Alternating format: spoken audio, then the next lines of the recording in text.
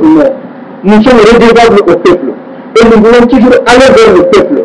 Nous avons changé de paradigme. Le député n'a plus le droit de s'asseoir dans son salon pour essayer d'avoir des informations. Nous venons sur le terrain.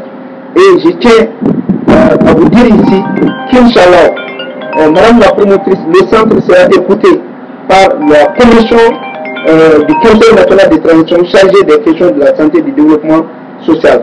Et au-delà, le message sera sur la table du président du Conseil national de transition, l'honorable Maliki Diao.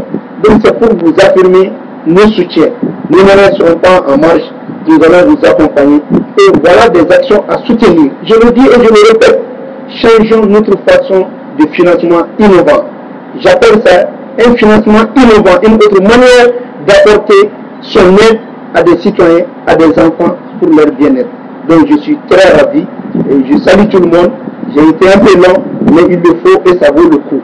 Bravo à Mme Rabiatou Diko, bravo à Mme Lamarette, bravo à toutes ces associations, bravo à tous ceux qui ont accompagné. Merci. Alors nous avons un sentiment d'une très grande satisfaction après l'ouverture de ce centre parce qu'on vient de se rendre compte que c'est un centre qui prend en charge l'autisme. Ensuite, ce centre est dirigé par quelqu'un qui a de l'expérience, Mme Diko Rabiatou, qui est spécialiste en la matière.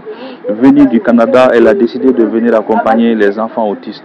Donc nous, on a vraiment un sentiment de joie ce matin. C'est d'abord mes mots d'encouragement et surtout de la dire de prendre ce centre avec beaucoup d'intérêt, avec beaucoup de patience, parce que vous savez que lorsque les enfants vous proviennent, alors il faut être assez patient, il faut prendre ça avec beaucoup de technicité, ce n'est pas du tout facile la prise en charge de l'autisme, donc c'est vraiment mes mots d'encouragement et de bénédiction que j'ai à son encontre. L'objet de ma présence ici, c'est l'ouverture du centre Les Ailes de l'Espoir. Un centre que nous vraiment on a beaucoup aimé l'ouverture. C'est un sentiment de joie quand je vois que les enfants autistes aujourd'hui peuvent s'épanouir dans un centre tel que ce beau centre. Vraiment c'est un sentiment de joie. Bon, c'est surtout les encouragements.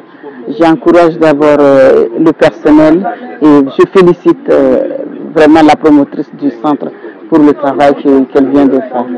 J'avoue que voilà, j'ai été vraiment impressionné, et beaucoup impressionné même d'ailleurs, et vu vraiment la structuration du centre.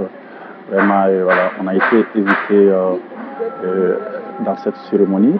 Donc, je crois que c'est un honneur vraiment pour la fédération et vraiment de voir également toutes ces associations et ces centres qui cherchent vraiment au sein de la fédération.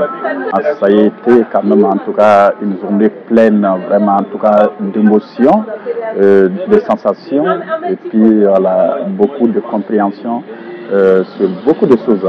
Déjà moi je suis très ravie et puis très touchée d'avoir vu un tel centre aussi structuré et je pense que c'est une opportunité pour tous les parents d'enfants autistes, sachant que cette maladie est très difficile déjà à